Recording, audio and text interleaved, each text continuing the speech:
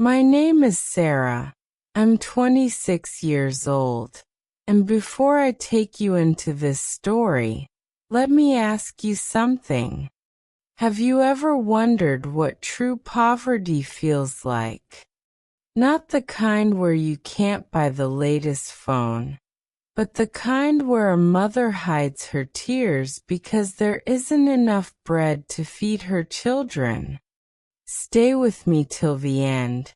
And if you love stories that touch your heart and open your eyes, don't forget to hit that subscribe button. Because what I'm about to tell you is more than just a story. It's a journey of survival, pain, and hope. His name was Samuel Reed, but in the village, everyone simply called him the poor farmer. He was 40 years old, his face lined with struggles far older than his age. His hands cracked from years of toil under the burning sun.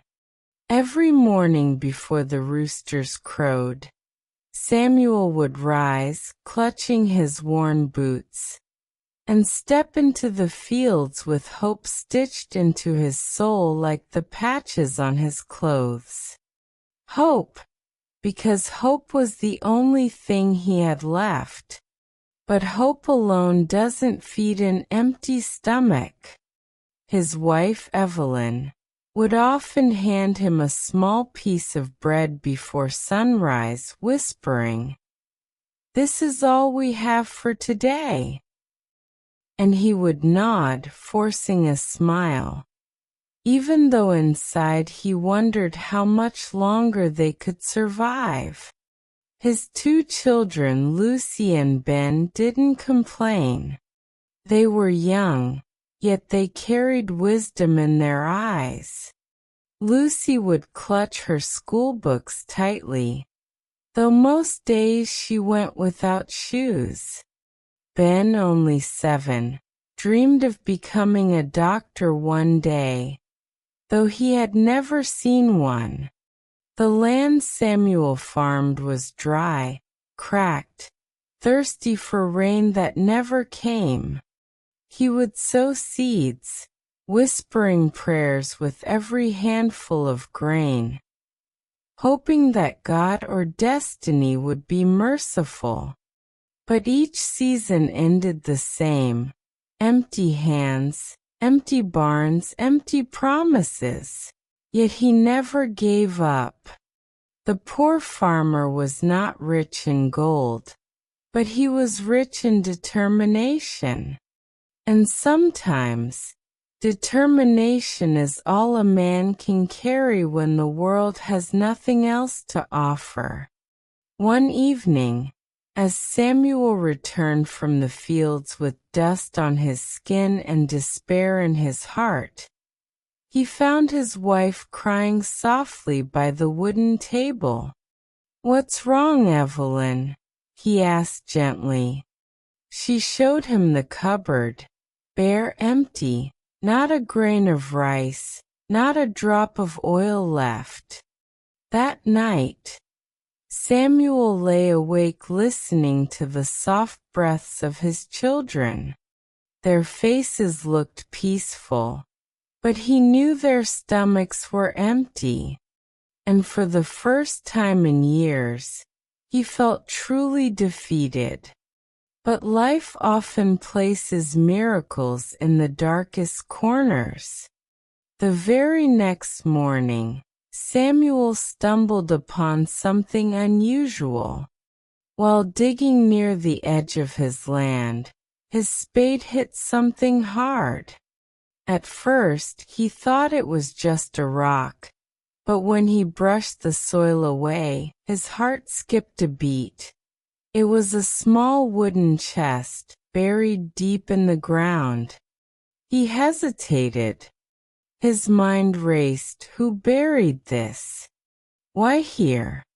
Curiosity burned in his chest as he pried it open. Inside, he found a handful of old silver coins, tarnished but real. For a poor farmer, It was a fortune. Samuel's heart pounded. He looked around, making sure no one had seen him. His mind was torn between joy and fear. Should he take it? Should he tell the village elders? Should he use it for his family?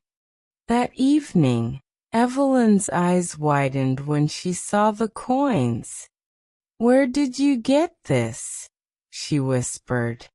Samuel told her the truth, and together they sat in silence, the coins glimmering between them like forbidden treasure.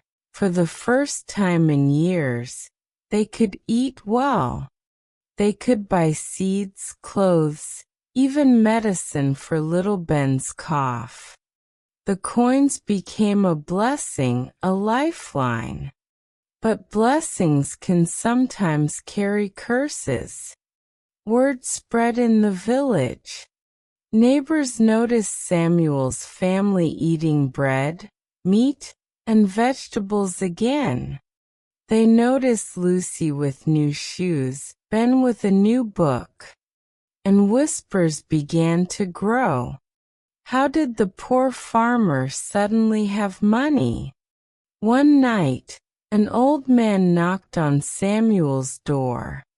His eyes were tired, his voice heavy. "That chest you found, it belonged to my father. It was stolen during the war and buried long ago. It is my family's legacy." Samuel froze. The man's words cut deep. Was it true? Or was it a trick? Evelyn urged him to return it.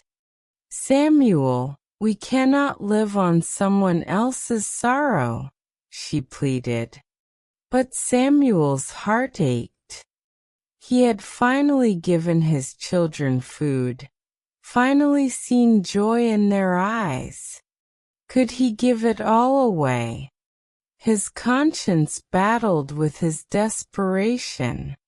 Every night, he stared at the chest, asking himself the same question. Am I a thief, or a father doing what he must? Days passed, and Samuel began to notice something strange. The more he spent from the chest, the more troubles seemed to follow. His crops failed again, even after buying the best seeds. Lucy fell sick despite new clothes. Ben's cough grew worse, not better. It was as if the coins carried a curse. One night, Samuel dreamed of a shadowy figure standing at the edge of his bed, whispering, "What you take unjustly will never stay with you." He woke drenched in sweat, his heart racing. The next morning he made a decision. He would return the chest, even if it meant going hungry again. With trembling hands, he carried it to the old man's house. When he placed it before him, tears filled the man's eyes. "You are a good man, Samuel, and good men are never truly poor." The old man, moved by Samuel's honesty, gave him half the coins as a gift. "For your children," he said softly. Samuel tried to refuse, but the man insisted. And so, Samuel returned home with fewer coins but a lighter heart. This time, when Samuel used the money, the outcome was different. His crops grew greener, the rain finally came, Lucy's health improved, and Ben's laughter filled the house once more. It was as if honesty had lifted the curse.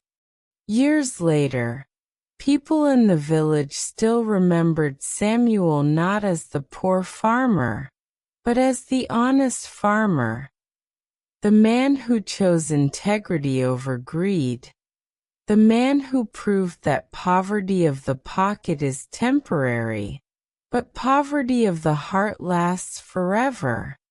And Samuel, sitting on his porch in the golden light of evening, watching Lucy Red and Ben chase fireflies, whispered to himself, "I was never truly poor, because I had love, I had family, and I had honesty."